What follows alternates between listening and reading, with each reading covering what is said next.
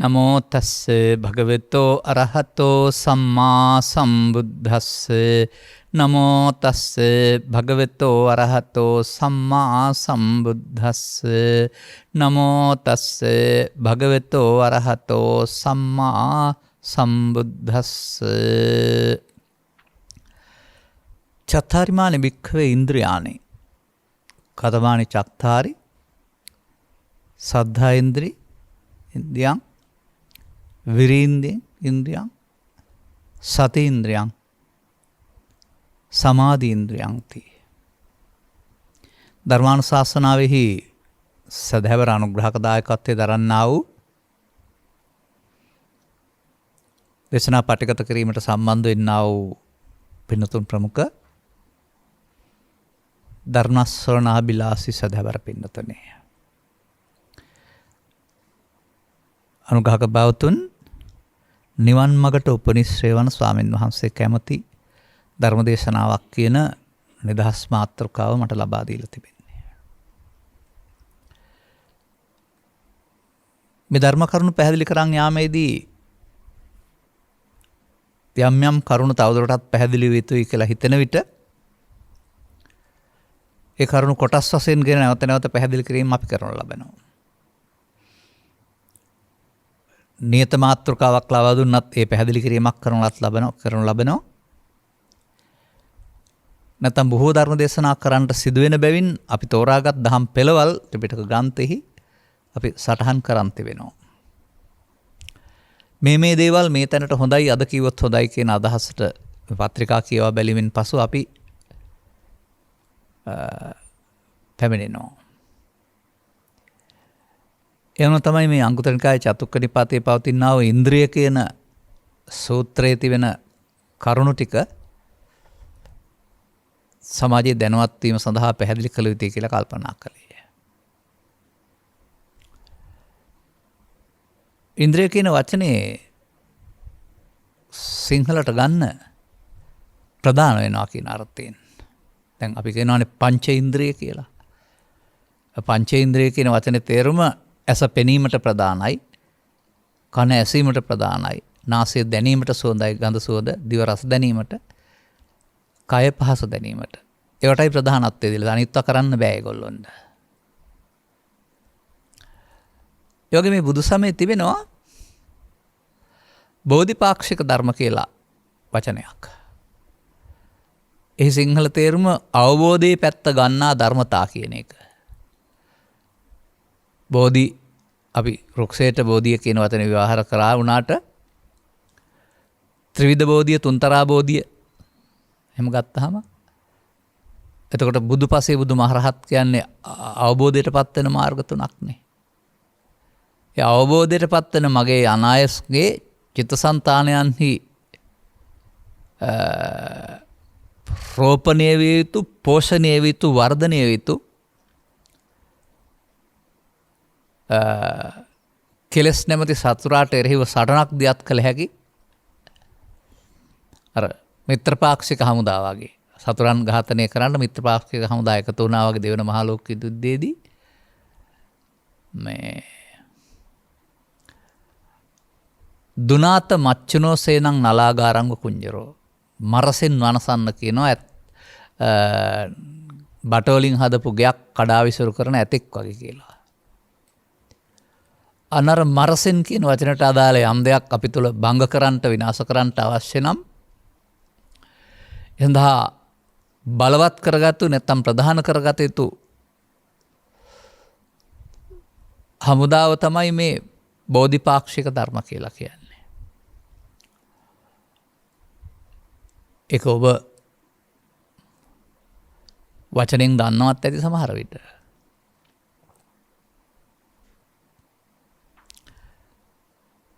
සතර සතිපට්ඨානය, පංච ඉන්ද්‍රිය, පංච බල, සප්ත බොජ්ජංගය, ආර්ය අෂ්ටාංගික මාර්ගය ඔය එකතු කරපුවම 37ක් එනවා. තව සතර සම්‍යක් කියලාත් තියෙනවා. මේවා එකක් පාසාත් පැය ගානේ පැහැදිලි කරන්න පුළුවන්. මම හිතන්නේ අපි සතිය පිළිබඳව බොහෝ පැහැදිලි කිරීම් කරලා තිබෙනවා. නමුත් මේ සමාජයේ බුදුන් වහන්සේ වදාළ සතිය පිළිබඳ අවබෝධය ඉතා පහළ මට්ටමක පවතින්නේ. ඔවුන් සතිය කියලා වෙනත් අදාළ ඉරියව්වකට සතියක් පුරුදු කරනවා වුණාම මේ ක්ලේශයන් ප්‍රහීන වීම සඳහා සතිමත් වේ යුතුයි කියන අර්ථයට එන්න අසමත් වෙලා ඉන්නවා. ඒ වගේ මේ කාරණා හතර සම්‍යක් කියන එක සම්බන්ධව පසුගිය දවස්වල මම ගොඩක් පැහැදිලි කළා. සම්මා වායාමය කියන එක. ඒක අර පොතේ තිබෙන වචනෙන් අරගෙන පාඩම් කරගත්තට තේරෙන්නෙත් නැහැ, ක්‍රියාත්මක වෙන්නෙත් නැහැ. මොකද උපන් අකුසල් දුරු කිරීමට, නූපන් අකුසල් නොඉපදීමට, නූපන් කුසල් ඉපදීමට, උපන් කුසල් වැඩි දියුණු කිරීමට. මෙතන බැරි වෙලාවත් මේ අකුසල් කියන්නේ පව්, කුසල් කියන්නේ පින් කියලා ගත්තොත් එතනින් එහාට යන්න බැරි වෙනවා. ඒ අර්ථය නිවන් මඟ ඉවත් වී ගියා වූ ආර්ය සම්මාදිට්ඨිය ඉවත් වී ගියා වූ පින්පව් දෙක පමණක් ලෝකෝත්තර කුසල් ගැන අවබෝධයක් නැති සමාජය විසින් භවගාමී සඳහා දපු එකක්. ඒක ආර්ය මාර්ගය නෙවෙයි. ආර්ය මාර්ගයේ පූර්ව ප්‍රතිපදාව. ඉතින් ඒ තුළ තමයි අපට පුද්ගලය වශයෙන් මේවා දිනු කරගත යුතුයි කියලා පාසල් අධ්‍යාපනයේ, දහම් පාසල් අධ්‍යාපනයේ උගන්වන්නේ, පාඩම් කරන්නේ. ඉගෙන ගන්නත් පුළුවන්, ලියන්නත් පුළුවන්, පාඩම් කරන්නත් පුළුවන්, ලකුණු ගන්නත් පුළුවන්. අනුගමනය කරන්න ගියාම පාරක් නැහැ. ඒ නිසා මේ බෝධිපාක්ෂික ධර්ම කියන ඒවා මම පෘථග්ජන එහෙම නැත්නම් පෞකාර පුද්ගලයන් ගාව වැඩෙනවයි කියලා කියන්නේ නැහැ. ඒ වගේම දසවස්තුක සම්මාදිට්ඨියෙන් යුක්ත වුවත් පෘථග්ජන පුද්ගලයන් ගාව වැඩෙනවා කියලා මම කියන්නේ නැහැ. මොකද ඔවුන් බෝධිය පැත්තට යන්නේ නැහනේ. ඔවුන් සංසාරයේ පැත්තට යන්නේ. පවෙන් හෝ පිනෙන් හෝ ධානයෙන් ඔවුන් සසරට යනවා ඇරුණාම අවබෝධයේ මාර්ගයට යන්නේ නැහැ. අවබෝධයට පත්වීම සඳහා ගත යුතු ධර්මතා අනිබෝධිපාක්ෂික කියලා කියන්නේ. මේවා වචන නෙවෙයි. මේ වචනෙන් කියන්නේ සිතේ චිත්තතයිසිකවල වර්ධනය වෙන්න ඕන ගති ලක්ෂණ. ඔය ඔබ අසා ඇති මේ කවුද ලෝකෙ ගෙනියන්නේ කියලා අහපුවම දීපු උත්තරයක් තියෙන අවුදුන් වහන්සේගේ චිත්තේන නියති ලෝකෝ. චිත්තම් පරිකිස්සති කියලා. ඇදගෙන යනවා, බැහැගෙන ඉන්නවා සිත. ජීවිතෙන් ජීවිතයට, සංසාරයෙන් සංසාරයට කයක් යන්නේ නැහැ කියලා ඔබ දන්නවනේ. නමුත් පසුගිය දේශනාවක් කරමින් සිත විසින් කයක් අතෑරුණාට මෝඩකම්, දුර්වලකම්, බුද්ධිමත්කම්, රෝග ලක්ෂණ, ලාප කැලල් පවා ජීවිතයෙන් ජීවිතයට ගෙනියන්න පුළුවන් බව. පුනර්භව සාක්ෂි පැහැදිලි කරන, පුනර්භවයේ පෙර ජීවිතේ පැහැදිලි කරන දරුවන්ගේ පෙර ජීවිතයේ ලක්ෂණ මේ ජීවිතයේ තියෙන තැන් වලින් හොයාගත්තාම මේක ඔප්පු වෙනවා. කය නම් ගෙනිච්චේ නැහැ, කය පොළොවට පස් කළා. නමුත් කොහොමද තිබුණ දේවල් ආවේ? ඒක තමයි සිත විසින් ගෙන යනවායි කියන එකේ තේරුම. මේ සිත විසින් ගෙන යන ලෝකය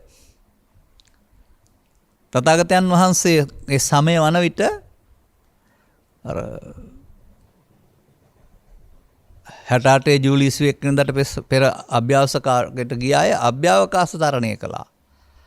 සඳවටා කරකිලා වුණා. සඳට බැස්සේ නෑනේ. ක්‍රමෙන් ගියා ඇරුණා. ඒ වගේ මොවුන් දිනු කරපු නුවණක් මේ. ප්‍රඥාව නෙමෙයි, දිනු කරපු බුද්ධියක් තමයි මේ සිත විසින් ගෙන යන ලෝකයක්. සිත විසින් සත්වයාට හමුවන තැන් පිළිබඳව තුන් භවයක් හමු වෙලා තිබුණේ. කාම භවයේ කාම දුගතිය සහ සුගතිය වශයෙන්, රූප භවයේ රූපී ධානයෙන් කාලක්‍රියා කළ සිත විසින් ගෙන යන දෙයක් වශයෙන්, අරූපී ධානයේ අරූපී භවයේ අරූපී ධානයෙන් කාලක්‍රියා කරපුවාට ලැබෙන දෙයක් වශයෙන් චිත්තේන නියති. සිත විසින් Taman අනුගමනය කරන ක්‍රියාමාර්ගයට ගැලපෙන්නට කයක් ඇතිව හෝ නැතිව, දුක ඇතිව හෝ නැතුව, සැපපණක් ලෞකික ඇතිව හෝ නැතුව, නැත්නම් සමාධි සෝයක් ඇතුව හදලා දෙනවා. බුදුන් වහන්සේ පහළ නොවු සමාජයේ මේ භව ගමන මේ වගේ පහළ තැන සහ ඉහළ තැන දක්වාම ඔවුන්ට හදන්න පුළුවන්කම තිබුණා. නමුත් ඔවුන් කිසිවෙකුටත් භව නිරෝධගාමී ප්‍රතිපදාව කියන එක හම්බුනේ නැහැ. අනේ භව ගාමී ප්‍රතිපදාව වෙනුවට එතෙන්ට බව නිරෝධ ගාමී ප්‍රතිපදාව හඳුන්වා දීම තමයි බුදුවරයෙකුගේ ලෝක පහළ වීමේ විශේෂත්වය. කෙනෙකුට භවගාමී වෙන්න ඕන නම් ඒකට තහනමකුත් නැහැ, අපි විරුද්ධ වෙන්නෙත් නැහැ. නමුත් ලබාගත් ජීවිතයේ තියෙන වටිනාකම හොයාගත්තොත් මේ ඇවිත් තිබෙන්නේ ඊට දුර්ලභ ගමනක්. මිනිසුන් ඕනතරම් හිටියට ඒ සමෝටම මේ පිළිබඳ ඕනකම නැහැ. මනුස්ස ප්‍රතිලාභයට සද්ධර්මය හමු වීම භවගාමීමට අවශ්‍ය සුදුසුකමක් වශයෙන් නෙවෙයි තථාගතයන් වහන්සේ වදාරන්නේ භව නිරෝධගාමීවට අවශ්‍ය මූලික සුදුසුකම් සපුරා තියෙන. ප්‍රමුඛ පරීක්ෂණේ සමත් වෙලා රසාවට එන්න වගේ අන්නේ මූලික සුදුසුකම්. ඉතින් මූලික සුදුසුකම් සපුරා තිබියදී මේ මූලික සුදුසුකම් ඇති රැකියාවට ඇරුණාම ඊට වඩා පහළ රැකියාවකට යන්න ඕන නැහැ. අනේ වගේ මේ අධ්‍යාත්මික ගමන් මගේදී අප තුළ බලවත් වෙන්න ඕන චරිත ලක්ෂණ හතරක් නැත්නම් ගති ලක්ෂණ හතරක් මේ පෙන්වන්නේ. දැන් ඔබටත් තේරෙවි සද්ධාව කිව්වහම ඔය බුදු පිළිමයක් දැක්කම නැගිටින, චෛත්‍යයක් දැක්කම නැගිටින, ස්වාමින් වහන්සේ දැක්කම පාරේම දන ගහලා වඳින චරිත. නමුත් සද්ධා සම්බන්ධයෙන් ආගමාදිකම දෙකක් තියෙනවා. පිරිහෙන සහ නොපිරිහෙන කියලා තියෙනවා. ඔකද ආකාරවත එහෙම කියලා තව නම් තියලක් තියෙනවා. මේ සද්දා කොහෙද තියෙන්නේ? විරි කොහෙද තියෙන්නේ? සති කොහෙද තියෙන්නේ? ඔබ සිත පිළිබඳ සහ සිතවල පවතින ආව ගති ලක්ෂණ හදාරපු කෙනෙක් නම් සිතේ පවතින ගති ඔසර චෛතසිකයයි කියන ලැබේ කියලා උගන්වලා ඒකේ අකුසල අහේතුක කියලා වර්ග දෙකක් පෙන්නනවා. මෝහහිරික අනුත්තප්ප උද්දච්ච ලෝභ දිට්ඨි මාන දෝෂ ඉස්සා මච්චරිය කුක්කුච්ච තීන මිද්ද විචිකිච්ඡා කියන 14 මේවා නැහැ. ඒවට අකුසල චෛතසික කියලා කියනවා. කෙනෙක් අකුසලයට පොළඹවන එක වළක්වලා එයින් ඉවත් කර ගැනීම සඳහා භාවිතා කර යුතු බලවත් කළ යුතු චෛතසික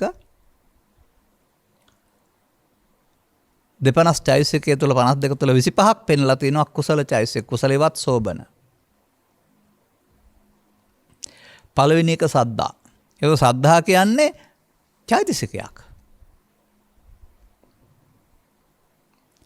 සද්ධා ඉන්ද්‍රිය කියන එක ඒතර වෙනනම් ඒ සද්ධාව නැමැති චෛතසිකය ප්‍රධාන වෙන්න ඕන කියන එක.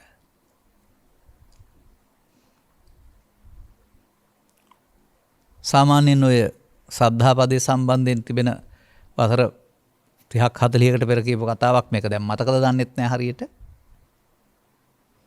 මම හිතා සක්විති රජුරවන්න හරි කාට හරි තියෙන දෙයක් වෙන්නේ නැති. ඔය අපෙත් ඔය ආච්චිලා පසුගිය කාලවක වානවල කලේ මේ ලිඳ ඉහලා ලිඳට අඟුරු කෑලි දාන එක.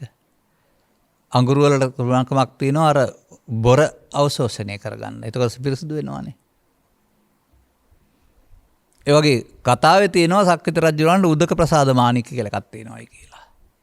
උදක කියන්නේ ජලය, ප්‍රසාද කියන්නේ පහදවන්න පුළුවන්. ඒ කියන්නේ අර අඟුරු කෑල්ල වගේ ඒකේ තියෙන බොර ගතිය, ලවණ ගතිය උරා ගන්නවා වෙන්නේ ඇති. අන්න ඒ වගේ මේ අකුසල ස්වභාවයන්ගේ බලවත් වීම මර්ධනය කරන්න, පන්නා දමන්නට, ඒවට එකතු නොවෙන්න අප ළඟ දියුණු කරගත්ත යුත්තා වූ ප්‍රධාන කරගත්ත යුතු දෙයක් තමයි සද්ධා ඉන්ද්‍රිය කියන්නේ.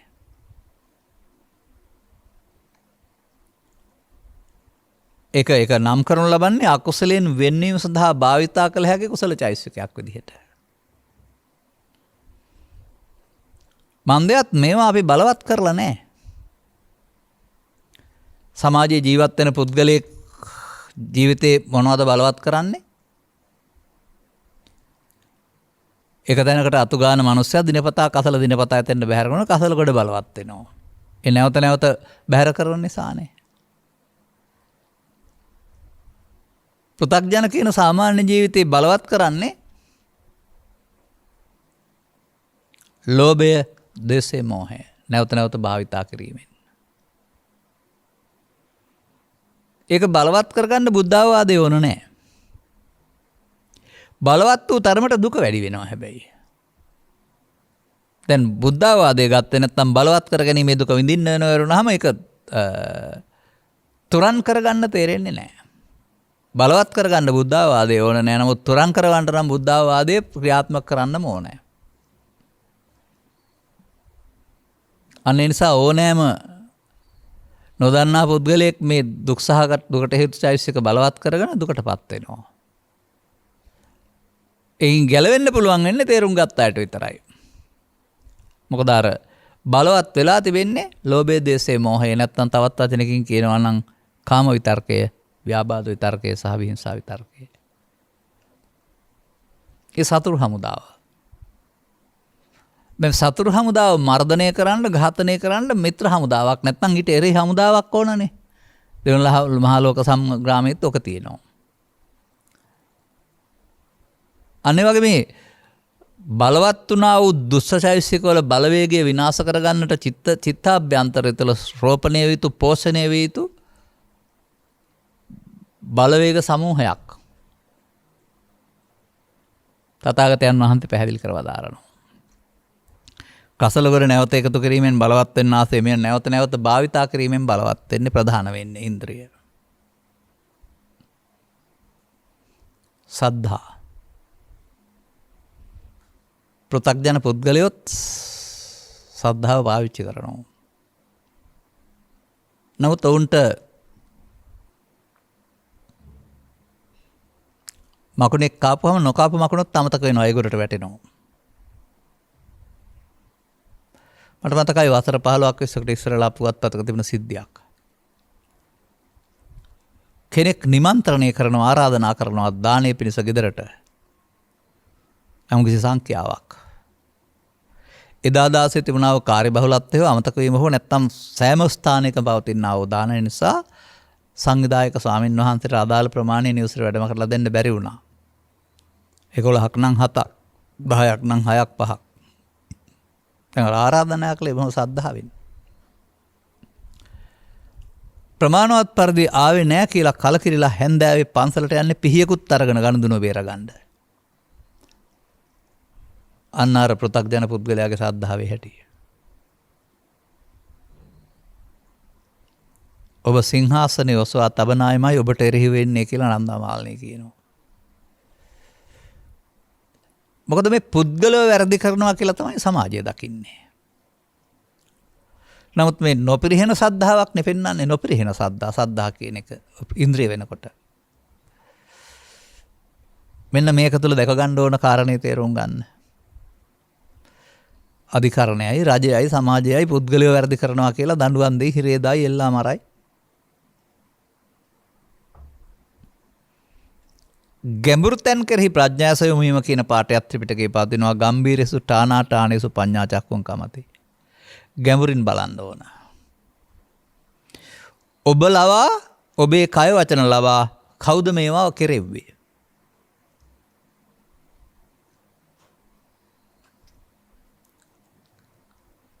උදාහරණයක් අරන් බලන්න.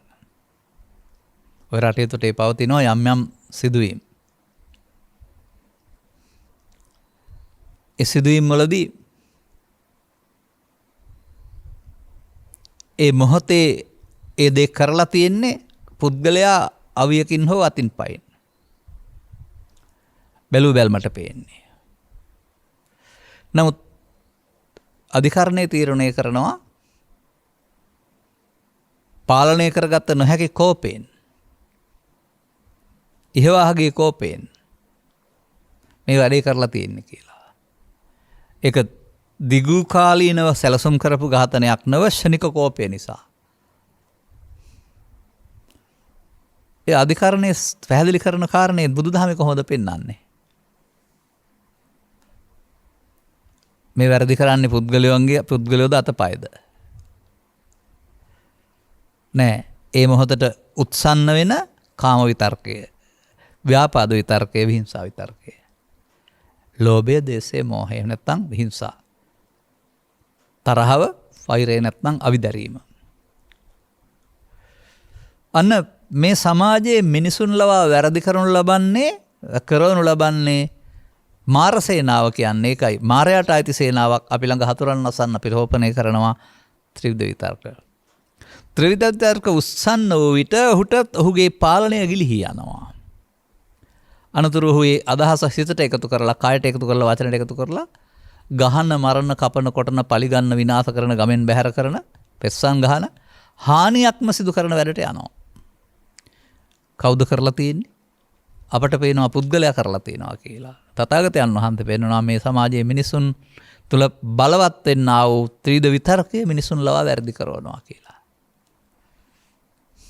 බලවත්. පුතග්ජන පුද්ගලයායි කියලා කියන්නේ මෙන්න මේ මෝඩකම් ටික බලවත් කරගන්න කෙනා. දැන් මේ තුන් දෙනාගේ ඉවත් වී යාම, මේ තුන් දෙනාගේ බිඳුවට බැසීම තථාගතයන් වහන්සේ නම් කරනු ලබන්නේ ලෝභක්ඛය නිබ්බාණං, දෝසක්ඛය නිබ්බාණං, මෝහක්ඛය නිබ්බාණං. බුදු සමය පෙන්න නිවීමට පත් වෙන්න ඕන නම් මේ තුන් දෙනා ඔබේ වාසාවෙන් කියනවා සීරෝ, බිඳුවට බස්සන්න වෙනවා. khය. අන්න බලවත් වෙන ප්‍රතිපදාවට කාමාංග කියනවා. බලවත් කරන පැත්ත කාමාංග වඩනවා. දුර්වල කරන පැත්ත වඩනවට බොජ්ජංග වඩනවා කියනවා. අරවට එරෙහිව. එතකොට අපට මේ සද්ධා කියන පදයට බුදුන් කෙරෙහි පැහැදීම කියලා ගත්තම, බුදුන් කියන්නේ පිළිමය කියලා අරන් පිළිමයට මල් පහන් පූජා කරගෙන හරියනවද? ඇද්ද? බුදුන් කියන්නේ සිද්ධාර්ථ ගෞතමයන් වහන්සේ කියලා හිතාන උන්වහන්සේගේ නම කියන පමණින් සාදු සාදු, නිර්වාණය කියනකොට සාදු සාදු කියන ශ්‍රද්ධාව ප්‍රමාණවත්ද? පැහැදීම නෙමෙයි පෙන්වන්නේ සද්ධා කියලා. අධිගම සද්ධා කියලා වචනයක් තියෙනවානේ. අපේ ධර්ම දේශනාවල බුදුන් කියන්නේ පිළිමයෙන් නතර වෙන්න කියලා තියෙනවද? අපේ ධර්ම දේශනාව බුදුන් කියන්නේ සිරිස් ශරීරයට කියලා නම කියලා පැහැදිලි කරලා තියෙනවද එතනින් නතර වෙන්න කියලා? නෑ. ධර්මයේ දකිද බුදුන් දකි කියලා බුදු සිරුර නොතිබුණත් ධර්මයේ දකින්න පුළුවන් බුදුන් කෙනෙක් ගැන වක්කලි සූත්‍රයේ සඳහන් වෙනවා. උදව්වක් සපයන බුදුරජාණන් වහන්සේම කුද්දක නිකායෙහි සංඝාටිකරණ කියන සූත්‍රය දේශනා කරමින්, සංඝාටිකරණය කියන සිවුරකුණේ ගෑවි හිටියත් කෙනෙකුට බුදුන් දකින්න නම් හම්බ වෙන්නේ නැහැ. ගව් ගණනක් ඈත හිටියත් ධර්මයේ දැක්කොත් බුදුන් දකි කියලා තියෙනවා. පිළිමයෙන් දකින බුදුන්, දැසෙන් දකින බුදුන්ට එහා බුදු කෙනෙක් ඉන්නව නේද? එහෙනම් ධර්මයෙන් දකින බුදුන් කියලා. ඒ බුදුන් කෙරෙහි පැහැදීම වෙන්න බැරිද මේ සද්ධා කියන්නේ? අධිගම කියන්නේ ඒකනේ.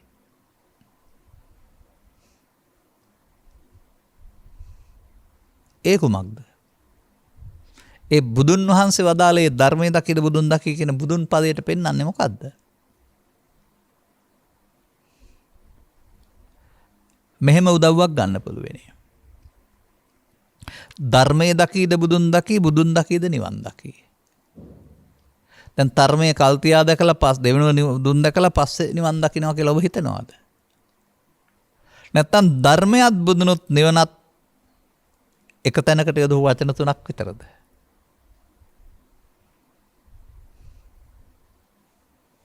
ධර්මයේ කියන පදේ සමාජයේ හොඳ දෙයට, පවු නොකිරීමට, මව්පියන්ට සැලකීමට පාවිච්චි කරන්න පුළුවන්. එහෙම නැත්නම් පොතේ සූත්‍ර දේශනාවලට ධර්මය කියන්න පුළුවන්. ඉදංපි ධම්මේ රතනම් පනීතං කියලා ගාථා දෙකක් රතන සූත්‍රයේ පවතින්නේ. මේද ධර්ම රත්නේ සතු උතුම් රත්න භාවය. ඒ ධර්මය කියන්නේ මොකේදද? එහෙම නැත්නම් සම්මාදිට්ඨි සූත්‍රය තුළ සඳහන් වෙන සම්මාදිට්ඨිකෝ බන්තේ උච්චති කිත්තාවතානුකෝ බන්තේ අරිය සම්මාදිට්ඨිකෝ හෝති ධම්මේ අවෙච්ච පසාදේන සමන්නාගතෝ හෝති ආගතං ඉමං සද්ධම්මන්ති. ධර්මයේහි කලකිරෙන්නේ නැති පැහැදීමෙන් යුක්ත ධර්මයට පැමිණෙන සම්මාදිට්ඨිය මොකද්ද? මේ ධර්මයට පැමිණීම කියන්නේ මොකද්ද? පන්සලකට හරි, පුස්තකාල පොතකට හරි, පොත්ගුලකට හරි පැමිණීමද?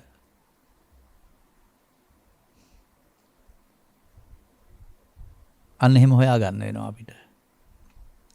එතකොට රතන සූත්‍රයේ පෙන්නනවා සමාධිමානන්තරිකඤ්ඤමාහු සමාධිනා තේන සමෝනවී. ඒ සමාධිය හා සමාන සමාධියක් නැහැ ආනන්තරික සමාධිය.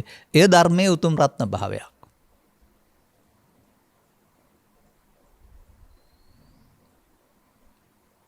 එතකොට ධර්මය කියන්නේ අපේ ඇසට ගෝචර කරන්න බැරි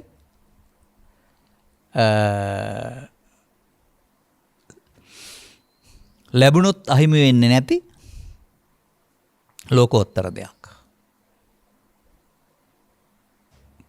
අර කොණ්ඩඤ්ඤ තවුසා සෝවාන් ඵලයට පත්වීමත් සමග බුදුන් දැක්කා කියලා තියෙනවානේ.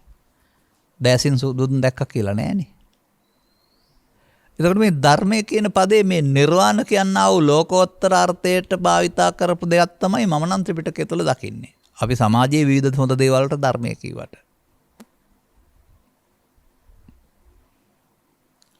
එතකොට එහෙමනම් මේ ධර්මයට පැමිණීමට ධර්මයේ පරම සත්‍ය දෙයක් ඒ අහිමි වෙන්නේ හමු වුණාම ධර්මයට පැමිණීමට කෙනෙක් ලාව තිබෙන්නා වූ පැහැදීම. සද්ධා ඉන්ද්‍රිය ප්‍රධාන සද්ධා ප්‍රධාන වෙන්න වෙනවා. දැන් ධර්මයට පැමිණෙන්න බාධාව මොකද්ද? නීවරණ ධර්ම. නිවීමට පැමිණෙන්න බාධාව නීවරණ ධර්ම. නම් සිතේ රෝපණය වී පෝෂණය වී පවතිනා වූ බලවේග ටිකක් ඉවත් කරන්න ඕන. ලෝභක්ඛය, ද්වේෂක්ඛය, මෝහක්ඛය මේවා ෂේ කරන්න ඕනේ කියලා තියෙනවා. අන්නේ තුන් දෙනා බුදුන් වහන්සේ නම් කරනු ලබනවා අපේ ජීවිතය තුළ සිත තුළ ඉන්නා වූ කරදරකාරයෝ ටිකක් කියලා. අන්තරා මල, අන්තරා අමිත්තා, අන්තරා සපත්තා, අන්තරා පච්චත්තික, අන්තරා වදකා. මලකඩ ටිකක්, කරදරකාරයෝ ටිකක්, වදකයෝ ටිකක්, පසමිතරෝ ටිකක් කියලා පෙන්නනවා. මෙන්න මේ අය බැහැර කිරීම සඳහා සිතේ වැඩදිවෙන යුතු චෛතසික බලවේගයක් තමයි සද්ධා.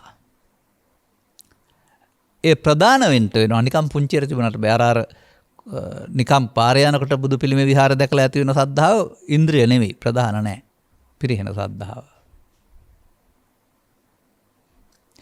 එතකොට අර 25 චෛතසිකේ සද්දා සති හිරි අර්ථයෙන් පළවෙනිම සද්ධා.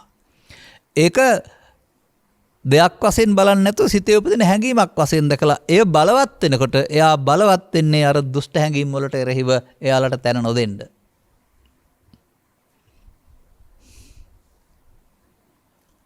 එතකොට ඒක බුදුන් පිළිබඳ අවබෝධය ගැඹුරු වෙනකොට Tamanගේ හිතේ ඇතිවෙනා වූ තවත් කෙනෙකුට ශාසනයට භික්ෂුන් වහන්සේ කෙනෙකුට දොස් කියලා භික්ෂුන් වහන්සේනමක් වරද කරයි කියලා Tamanගේ මේ සද්ධාව නැති වෙන්නේ නැහැ. ආයෙ පිහින් අර අනින්ද යන්නේ නැහැ පන්තරට. මන්දයත් ඒක නොපිරිහෙන සද්ධාවක්. ප්‍රධානයි කියන එකේ තේරුම ඒකයි. ඒ පුද්ගලයාගේ පැහැදීම දන්නවා වැරදි කරන්නේ පුද්ගලයෝ නෙමෙයි ඔහු ළඟ තියෙන ක්ලේශයන් උත්සන්න වීම නිසා. ඉතින් රාජ්‍ය නායකයෙක් තුළ පැවිද්දෙක් තුළ වෙනත් කෙනෙක් තුළ ක්ලේශයන් උත්සන්න වී එහෙම දේවල් වෙන්න ඉඩ තියෙනවා. වැරද්ද කරලා තියෙන්නේ පුද්ගලයා නෙමෙයිනේ අර ක්ලේශයන්නේ. ඒකට අනිත් අය වැරදිකාරයෝද? අන්න එහෙම තවත් කෙනෙක් අතින් දෝෂයක් අඩුපාඩුවක් සිදු වුණාම මුළු මහත් සමාජයට දොස් තබන්න දෙස් තබන්න යන්නේ නැතිව ඒක ක්ලේශයන්ගේ වරදයක් වශයෙන් දැකලා ඒක යා හදාගත්තා වයි. අර සසුන කෙරෙහි හෝ ධර්මයේ කෙරෙහි පවතිනා වූ පැහැදෙන ස්වභාවය ඉවත් නොයන්නේ නම් එතකොට ඔහු තුළ ශ්‍රද්ධා ප්‍රධානයි. නැවත නැවත ධර්මයේ පිළිබඳව පැත්තට අවබෝධය යොමු කරලා තේරුම් ගැනීම තුළින් තමයි බුදුවරු කොච්චර ලස් වටිනා දෙයක්ද ලෝකෙට එලි කරලා තියෙන්නේ කියලා තේරුම් ගන්න වෙනවා. දැන් මේකට තවත් උපයෝගී ධර්මයක් තියෙනවා.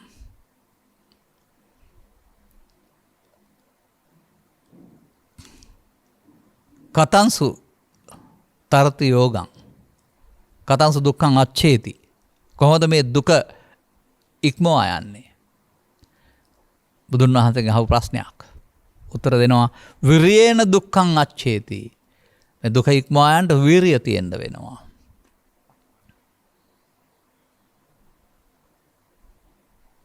අන වීරිය ප්‍රධාන වෙන්න ඕන කියන තමයි වීර්ය ඉන්ද්‍රිය කියලා කියන්නේ. මොනවට වීර්යද මේ? ගල් කඩන්න තියෙන වීර්යද? වාහනයක් එලවන්න තියෙන වීර්යද? කුඹුර කොටන්න තියෙන වීර්යද? නැහැ. ඒක කායික වීර්යය. නමුත් මේ සිතෙහි දුෂ්ට බලවේග බලවත් වී ක්‍රියාත්මක කිරීම වැළැක්වීම සඳහා බුදුන් වහන්සේ වදාරනවා වීර්යයක් තියෙන්න ඕන කියලා. ඇයි ඒ? දුෂ්ට බලවේග ක්‍රියාත්මක වී ඉවර වෙන්නේ නැහැ. දුෂ්ට බලවේග අපේ කය වචන සිත වරදකට පොළඹවලා අතක් පයක් නැති කරලා ඇසක් නැති කරලා හිරගේ දවලා නැත්තම් මරණයට පවාපත් කරනවා. එතනින් එහා පැත්තට දුෂ්ට බලවේග නෙමෙයි විපාක විඳින්නේ අපි. අපාගත වෙලා හරි අංග විකල වෙලා හරි මන්ද බුද්ධික වෙලා හරි අපිව අමාරුවේ දානවා මේ දුෂ්ට බලවේග. එයාලට ඉඩ දුන්නොත්. දැන් අපි කියමුකෝ පාතාල ලෝකයේ කියලා ඒගොල්ලන්ගේ හිතේ දුෂ්ට බලවේගය උත්සන්න වෙලා තියෙන්නේ.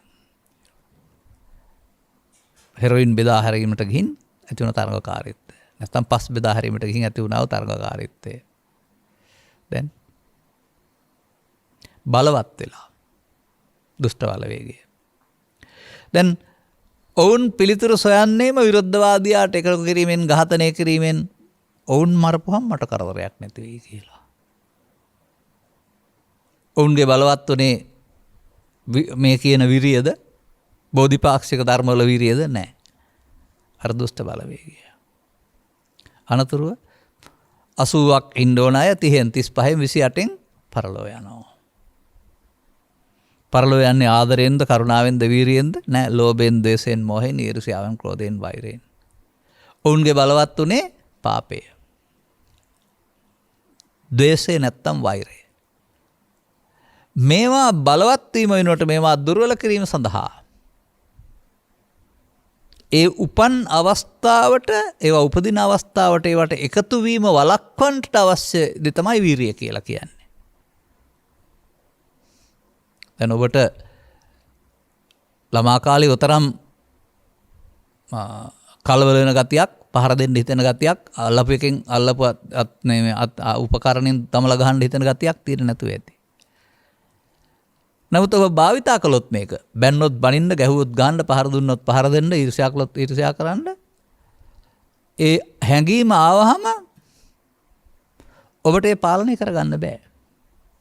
ඉන්නවා මැරෙනවා පේන්නේ මොනව වුණාද දන්නේ එහෙම කියලා කියනවා. එමුතු තත්වයකදී වැරදි පැත්ත නේද තිබෙන්නේ. ඒ පාලනයට අපි නතු වෙනව ඇරුණාම මේක වළක්ව ගන්න අපිට බෑ නේද?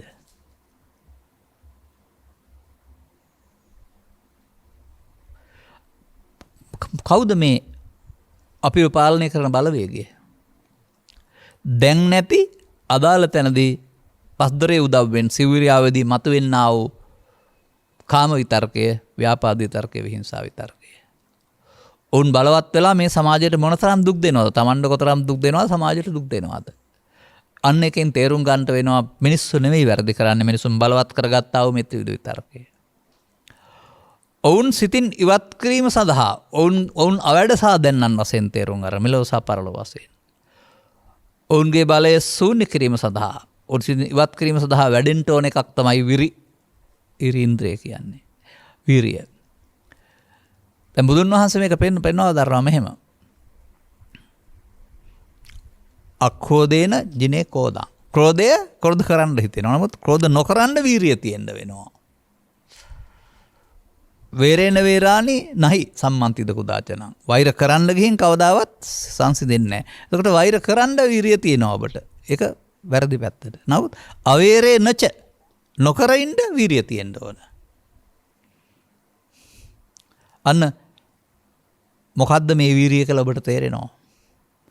ඔබේ සිත කය වචන පෙරපුරුදු කරගත් පරිදි යම් මොහතකදී මේ වැරදි වැඩ සඳහා මෙහෙවන්න හිතනකොට ඒ තුලින් සිදුවෙන්නා වූ අනාගත දුක් විපාක දැකලා ආදීනව දැකලා ඉන් වැළැක්වීම සඳහා වීරිය ප්‍රධාන වෙන්න ඕනේ. එහෙමයි ඒක අපි තේරුම් ගන්න ඕනේ. ඊළඟට සති.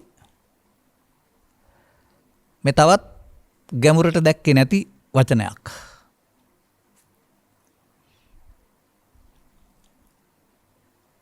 අපි හිතන්නේ හුස්ම පාර දිහා බලන් හිටපුවම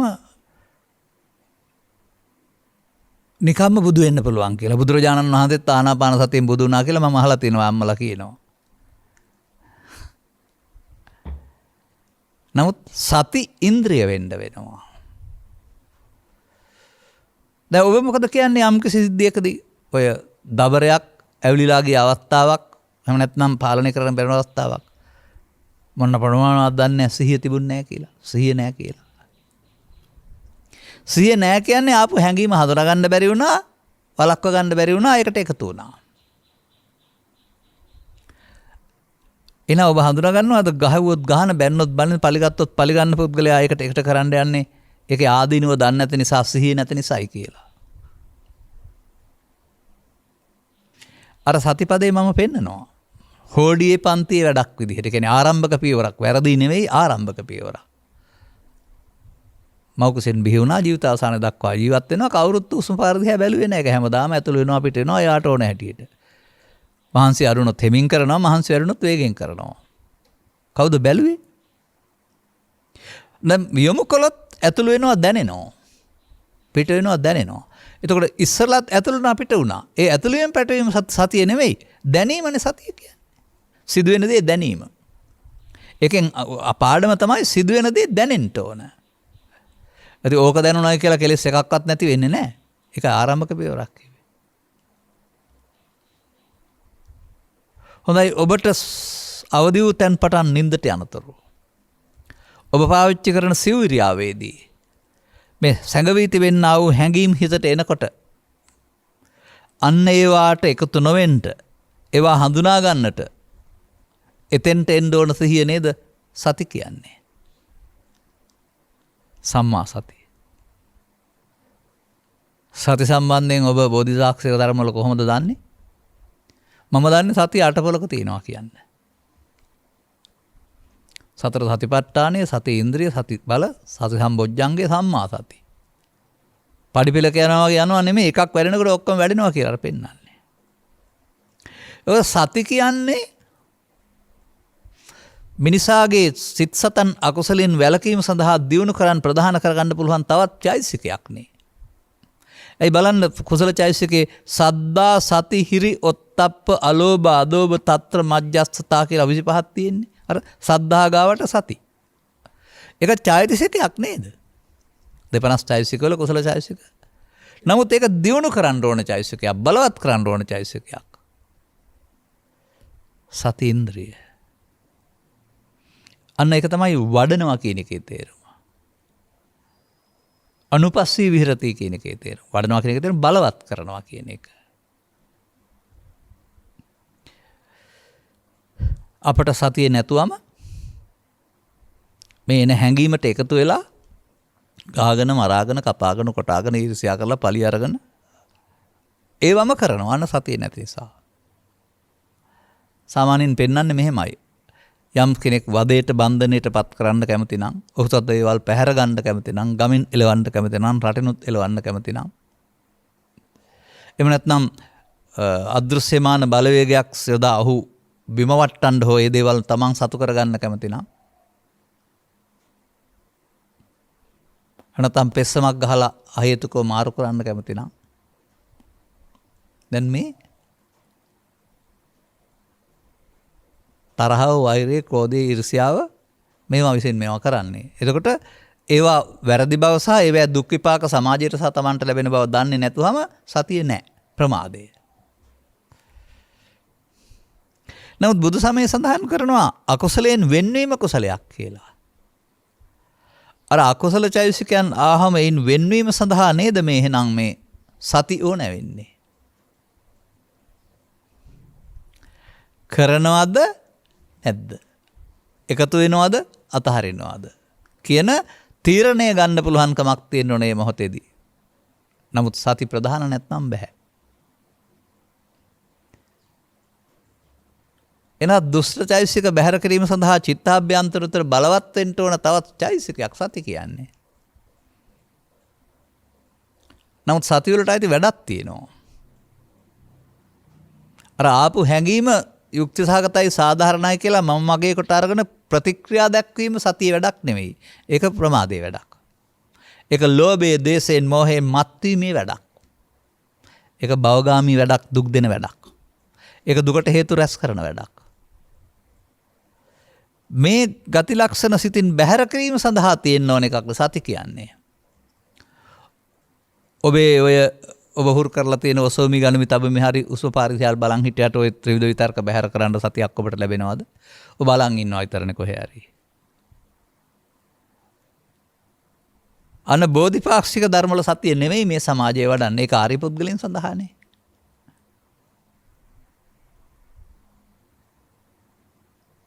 මෙන්න මෙහෙම අපි තුල අවබෝධයේ පැත්තට යාම සඳහා අනවබෝධයේ බලසේනාව දුර්වල කිරීම සඳහා වඩන්ට ඕන ගති ලක්ෂණ ටිකක් තමයි මේ ඉන්ද්‍රිය පදේ දාලා තියෙන්නේ. එයින් පෙන්වන්නේ ඔහුට ප්‍රධානත්වය හමු වෙනවායි කියන එක. දැන් සාමාන්‍යයෙන් ඔය අනුකණ්ඩ කියන්නේ හමුදාවල. ඒවට ඉන්නවනේ මෙහෙවන්නේ ලීඩර් කියලා. එයානේ ප්‍රධානියා. එයා කියන විදිහට අනිත් අය වැඩ කරන්නේ.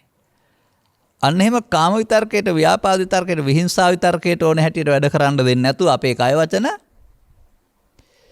ඒවයින් මුදවා ගන්නට තමයි මේ සති ප්‍රධාන ගන්නෙ. එතකොට අර දුක් උපදන හේතු සිතින් බැහැර කර ගැනීමේ ඕනකමක් කෙනෙකුට ඇති වෙන්න වෙනවා. ඒවට එකතු වුණු පුරුද්ද බලවත් නොදන්න නිසා. එකතු වුණු පුරුද්ද බලවත් වෙන වෙනුවට දැන් ඒවා දුර්වල කිරීම සඳහා එකතු නොවී ඉන්න අවශ්‍ය සද්දා, විරි, සති බලවත් කරන්න ඕන.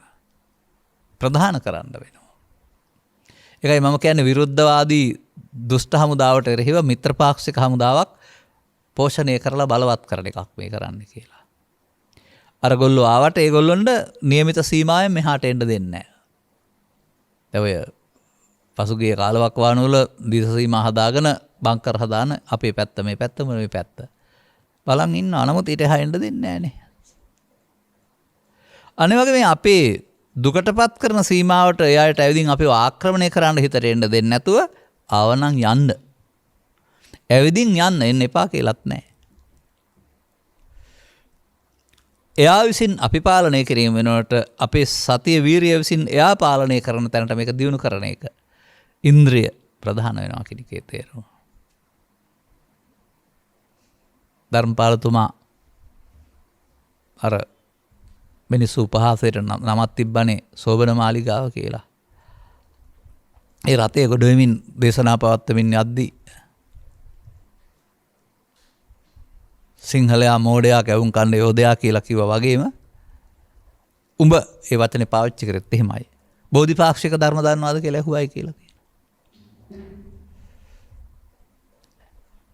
මිනිසාගේ මිනිස්කම් ඉස්මතු කරන්න නොමිනිස්කම් චිත්තාභ්‍යන්තරයට එළියට එන්න නොදී ආපු එක මරා දාන්නට මේ බුදුන් වහන්සේ මිනිසුන්ගේ හිත්වල බලවත් කළ හමුදාව මේ.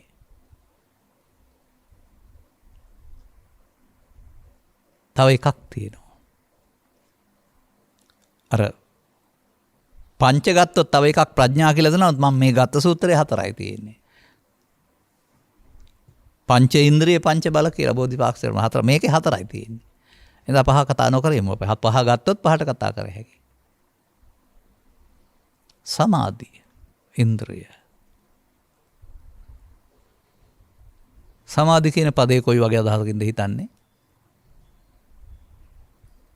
ඔය යම් තැන්වල හදලා තියෙන ස්මාරක වලට සමාධි කියලා කියන්නේ. සමහර ගෑනු ළමින්ටත් සමාධි කියලා කියන්නේ, පිරිමි ළමින්ටත්.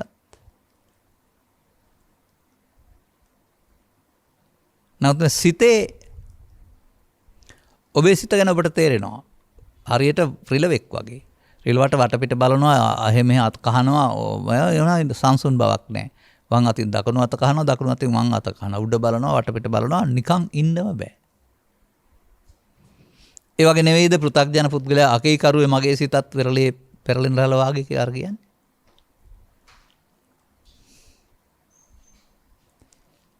එතකොට මේක අපි පුරුදු කරගත්ත දෙයක්. ඇසකන නාසය ඔස්සේ විවිධ අරමුණු රස විඳින්න ගිහිලා පිළිවෙලක් නැතුව ඒවා එන්න පුරුදු කරගෙන එන්න තියලා තිනවා. දවල් රැ නැතුව ඇවිදින් අපිට කරදර කරනවා.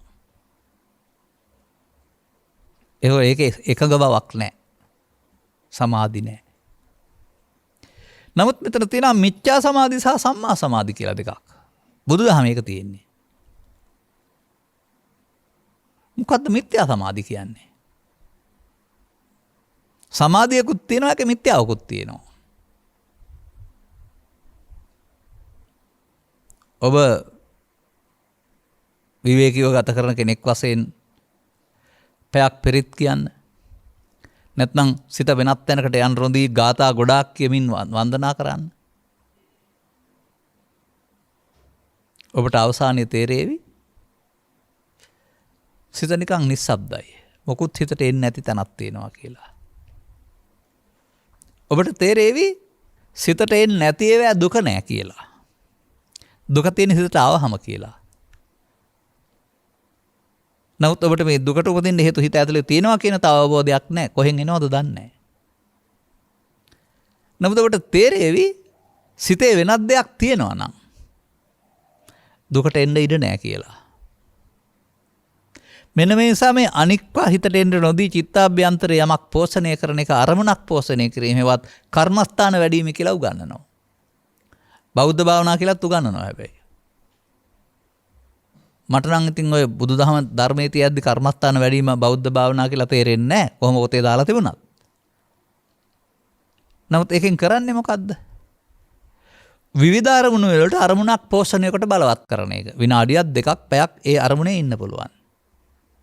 එයා බලවත් බැවින් අනිත් පැයට එන්න හිතට එන්න ඉඩ නැහැ. ඒ නිසා සිතට එන්නේ නැති නිසා ඒවා දුක් නැහැ. මම ගන්න උදාහරණයක් තියෙනවා. මට ගොඩක් වෙලා වාඩි වෙලා ඉන්න නිසා මම මේ පුටුවට ටිකක් කුෂන් එකක් දාලා සුව පහසු කරන් තියෙන්නේ. ඔබේ පුටුව ලේව නැහැ. මේක දැනගත්තොත් මේක සුව පහසු ඔබට ආසාවක් ඇති වෙනවා මේක ඉන්න. නමුත් මම ඉන්නතුරු ඔබට එන්න බෑ නේද? මේක වාඩි වෙන්න නම් මම අයින් වෙන්න වෙනවා. අනිවාර්යයෙන් මේ සමාධි අරමුණක් නිමිත්තක් තියෙන තුරු අනික්වට එන්න ඉඩ නැති එක තුල ඒවා දුක දැනෙන්නේ නැහැ. මේක තමයි අත්තකල මතාන යෝගින් හොයාගත්ත සමාධි මිත්‍යා සමාධි ක්‍රමය. අර හේතු නැති වෙලා නැහැ. නමුත් වෙන එකක් බලවත් වුණාම අනිත් අයින්ද ඉඩ නැහැ. ඒ නිසා මම දකින්නේ නැහැ බුදු සමයෙන් පිටස්තරව සමාධි ඉන්ද්‍රියක් තියෙනවායි කියලා. නමුත් අර තමන් අනවජ්‍ය වුණොත් නිවැරදි වුණොත් දැන් සාමාන්‍යයෙන් ඔය වැරදි කරන මිනිස්සු බලන්නකෝ ඒගොල්ලොන්ට වැරදි නෑ වගේ හිටියට නිදහසේ ඉන්න බෑ. හිතට දවල් රෑ දෙකේ වද දෙනවා. මොකද වැරදි කරපු එක ආපහු පශ්චාත්තාප එනවා. සිල් කඩපු එක. නමුත් වැරදි කරන්නේ නැතුව පුද්ගලයෙක් හිටියොත් ඔහුට අනවජ්‍යයි නේද? ආපහු ඉන්නකොට විවේකයක් කරනවම වද දෙන්න හිතාවිසි කේන්නේ නෑ නේද?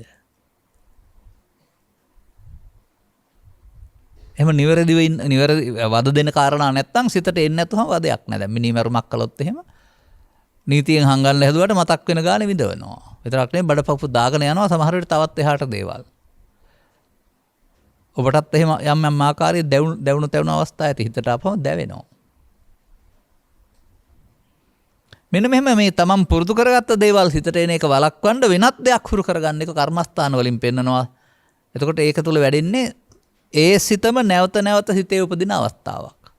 ඒක තියෙනවා නෙමෙයි ඒක ඉපදිනවා නැසෙනවා ඒකම නැවත උතර බැවින් පැයක් හමාරක් දවසක්ම ඒක තියෙනවා කියලා හිතනවා.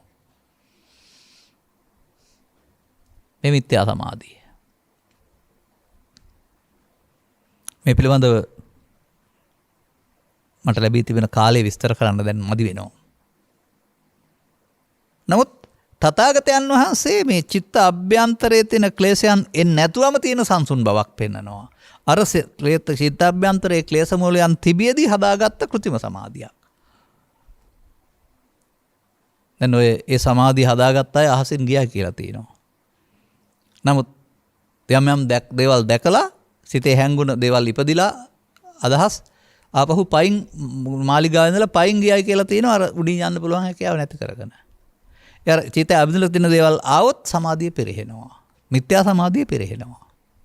සම්මා සමාධිය පිරෙහෙන්නේ නැහැ. ඒ පිරෙහෙන්නේ නැති එක බලවත් කරන එකට තමයි සමාධි ඉන්ද්‍රිය කියලා කියන්නේ. මේ ආශ්‍රවයන් කියන කාරණා එන්ට නොදී එකතු නොවීමෙන් සේ වෙනකොට ඇතුළත හිස් වෙනකොට වහන්න වේව නැති වෙනවා. ඒ නිසා මේක එක්තරා හරබයක්. එක්තරා ශිල්පයක්. තමන් පෝෂණය කරගත් රෝපණය කරගත්තා වූ සතුරා නිවසින් එළවීම සඳහා සිතින් එළවීම සඳහා බලවත් කරන්නා වූ බෝධියට පක්ෂ හමුදාව බෝධිපාක්ෂික ධර්ම. අකුසලයෙන් වෙන්වීම සඳහා වඩන්න ඕන චෛතසික කීපයක් නේද මේ පෙන්නන්නේ.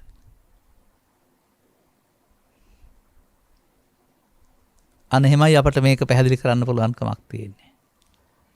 එතකොට ඒක බලවත් වෙන්නේ නිකම්ම හිටියට නෙමෙයි. ඒවා යොදන්න වෙනවා අර බලවේග එනකොට ඒවට එකතු නොවෙන්න. සද්ධාව යොදන්න වෙනවා, වීරිය යොදන්න වෙනවා, සතිය යොදන්න වෙනවා. අද යොදන්න වෙනවා. යොදන්න බලවත් වෙනවා. බලවත් තැන ගන්නකොට අර අය දුර්වලය වෙනවා.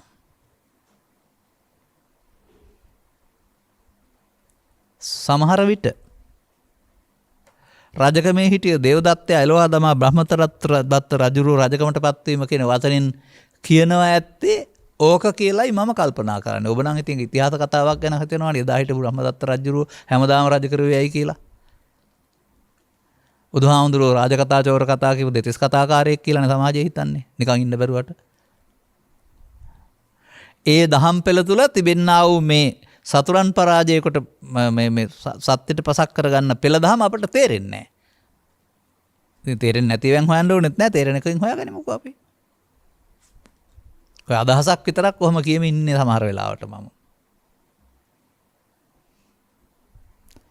හොඳයි. මෙන්න මේ විදිහට ඔබ එදිනෙදා ජීවිතයේදී ඔබේ චිත්ත අභ්‍යන්තරයේ බණ තේරෙන්න ඉස්සලා හංගගත්ත හමුදාවක් එළියට එනවා.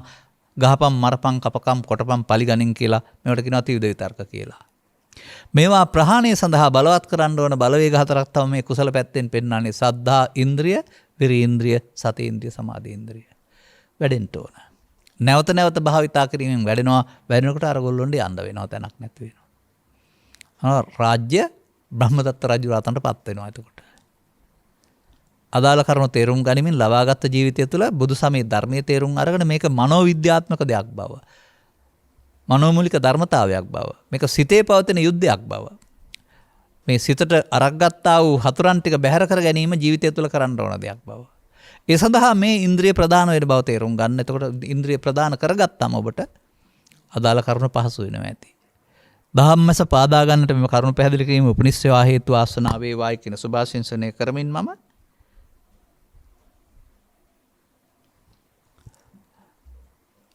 ධර්මානුශාසනාව නිමා කරන්නට සූදානම් වෙනවා. නමුත් තව වචනයක් දෙකක් මට කියන්න ඉඩ තිබෙනවා. අප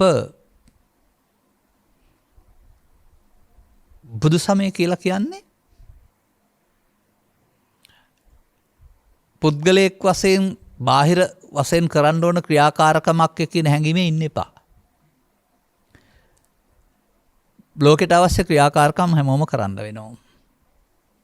ඒ ක්‍රියාකාරකම් තුළම තමයි මේ හැංගිච්ච සතා ඉන්නේ. එයා ඔබට කරදර කරනවා. ඒ ක්‍රියාකාරකම් කරන ගමන් ඒ හැංගිච්ච සතා එළියට එනකොට එයා සිතින් ඉවත් කරන්නට මේ ඉන්ද්‍රිය කියන කාර්ය බලවත් වෙන්න වෙනවා. මේ අයට මේ ත්‍රිවිධ විතර්කයන්ට අපේ හිතේ තිබුණ තැන ඉවත් කොට මේවට බලවත් මුල් තැන දෙන්න වෙනවා. අන්න එහෙමයි මේ කුසල චෛතසික අකුසලයන් අඩුමර කරන්න භාවිතා වෙන්නේ. මෙලොව මේ සේරම චෛතසික සම්බන්ධ කතාවක්. ඒ චෛතසික වලින් පිට මේවා නැහැ. ඒ චෛතසිකයි බලවත් වෙන්නේ.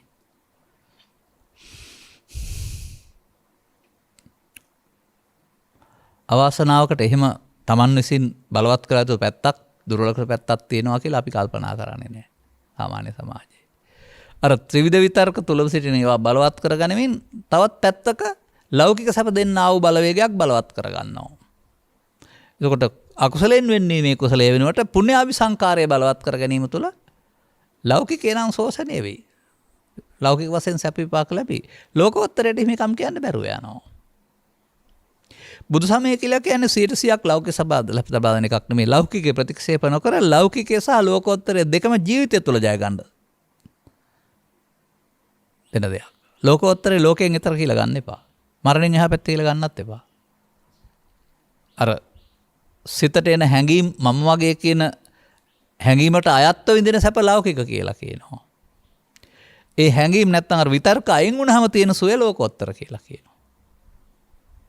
ඒ නිසා මම දකින්නේ දෙලොව අභිවෘද්ධිය කියලා මෙලොවයි පරලොවයි නෙමෙයි මෙන්න මේ ලෞකික ලෝකෝත්තර දෙකම අභිවෘද්ධියට සලසා ගන්න ඕනේ කියලා. දෙලොව අභිවෘද්ධිය තමන් සලසා ගන්න. මොකද තමන්ට තමන් පිහිට කර ගැනීමක් නෙපෙන්නන්නේ. අදාළ කරුණු කෙරෙහි තීක්ෂණ ඥානයකින් යුක්ත කටයුතු කළා නිවැරදි කර ගැනීමට ඔබට මෙම කරුණු පැහැදිලි කිරීම උපනිස් සේවා හේතු ආසනාව වේවායි කියන සුභාශිංසනයේ ප්‍රාර්ථනා කරමින් මම ධර්මානුශාසනාව මෙතකින් අවසන් කරනු ලබනවා. මෙම උතුම් ධර්මදේශනයේ ප්‍රඥා නාලිකාව තුළින් විකාශනය කිරීම සඳහා සදැහැති දායකත්වයේ දරනු ලබන්නේ විශ්‍රාමලත් ගුරු එලක්හා දරු තිදෙනා විසිනි. අරුණු අතර දෙපාර්ශ්වයේම පරලෝසපත් දෙමව්පියන් සහ සහෝදර සහෝදරයන්ට උපහාර පිණිස උතුම් ධර්මදේශනය සිදු කරන ලබන අතර මෙම උතුම් ධර්ම දානයෙන් ජනිත වන්නා වූ පුණ්‍ය කුසලයන් අවශ්‍ය ඔවුන්ට පින් අවශ්‍ය නම් අනුමෝදන්ව මතු මිනිසත් බව ලබා ත්‍රිලක්ෂණය අවබෝධ කොටගෙන උතුම් නිර්වාණ සෝය සාක්ෂාත් කරගනිත්වා. මම දකිනවා ඔබ මගේ බණ බොහෝ අහපු අය කියලා මේ වචන වලින්. ත්‍රිලක්ෂණය පමණක් නෙවෙයි තවත් දේවල් තියෙනවා. නමුත් මේකත් වළංගු කාරණයක් තමයි. ගෞරවනීය දේශකයන් වහන්සේ අතුළු ධර්මය අවබෝධ කරවන්නා වූ සියලුම ගෞරවනීය දේශකයන් වහන්සේලා නිරුක්නෝගේ සුවපත් භාවය හා චිරජීවනයේ සැලසේවා. මෙම අත්භවයේදීම නිර්වාණ සෝය සාක්ෂාත් වේවා. ධර්මශ්‍රවණය කළ සියලු දෙනාට ත්‍රිලක්ෂණයේ වැටහි නිර්වාණ අවබෝධය පිණිස මෙම කුසල් හේතු ආසා. ත්‍රිලක්ෂණය වෙනකොට චතුස්සත්ත්‍ය කියලාත් දාන්න. ත්‍රිලක්ෂණ වෙනකොට කර්මක්ෂය කිරීමේ කර්මය කියලාත් දාන්න. ත්‍රිලක්ෂණ වෙනකොට ත්‍රිවිධ විතර්ක ප්‍රහාණය කියලාත් ගන්න. ත්‍රිලක්ෂණය වෙනකොට මරණ සතිය වැඩිම කියලාත් ගන්න. ඔය ඕන එකක් හරියටෙන්ට. හොඳයි. එහෙමනම් මූල්‍ය දායකත්වයේ දරා වෙන් කරවාගෙන ධර්මදේශනාව සඳහා සහභාගී වීමට පැමිණීමෙන් ධර්මදේශනා කිරීමෙන් ධර්මශ්‍රවණයෙන් දහම් පඬුරු පූජා කිරීමෙන් ජනිත කරගත්තා වූ ආනිසංසයන් සහ අවබෝධය. පළමුව විශ්‍රාමලත් ගුරුවරයෙක් වශයෙන් ඔබට තවදුරටත් නිදුක් නිරෝගී සුවපත් දීර්ඝායු සම්පන්න ජීවිත ගත කරන්නට මෙම අවබෝධය හේතු ආසනාව වේවා. ධර්මශ්‍රවණය කළ දරුවන් සහ සමස්ත සමාජයට මේ අවබෝධය තවදුරටත් ඔබේ නිවැරදි මාර්ගයේ යාම සඳහා මංපෙත් සලසන්නක් වේවා. ඔබ සඳහන් කළ පරිදි පරලෝසපත් ඥාතීන් ගෞරවයෙන් සිහිපත් කරන අතර පරලෝකීය ගමනේදී පින උදව්වක් වශයෙන් බලාපොරොත්තු වන අයත් නම් අනුමෝදන් කරගෙන ඒ ජීවිතය සුවපත් කරගනිත්වා. එතනින් චුත වෙන දවසකදී යලිත් මිනිසත් බව ලබා කල් නොවේවා ජීවිතයේ මුලදීම බුද්ධ ආදී මහෝත්තම කල්යාණ මිත්‍ර සේවනය ලැබ ඔබ සඳහන් කළ පරිදි ත්‍රිලක්ෂණයේ වැනි දහම් කරුණක අනුගමනීය ප්‍රතිපදාව පටිසෝතගාමීත්වය සඳහා අනුගමනය කරන්නට වන මාර්ගයේ තේරුම් ගැනීම තුළින් ඔවුන්ටත් මේ ලෝකෝත්තර සැනසීමට මංපෙත් පාදා ගන්නට හේතු වේවායි සාදු කියලා ප්‍රාර්ථනා කරන්න. සබ්බීතියෝ වජ්ජන්තු සබ්බ රෝගෝ විනස්සතු මාතේ බවත් අන්තරායෝ සුඛී දීඝායුකෝ බව හැම දිනාටම තෙරුවන් සරණයි.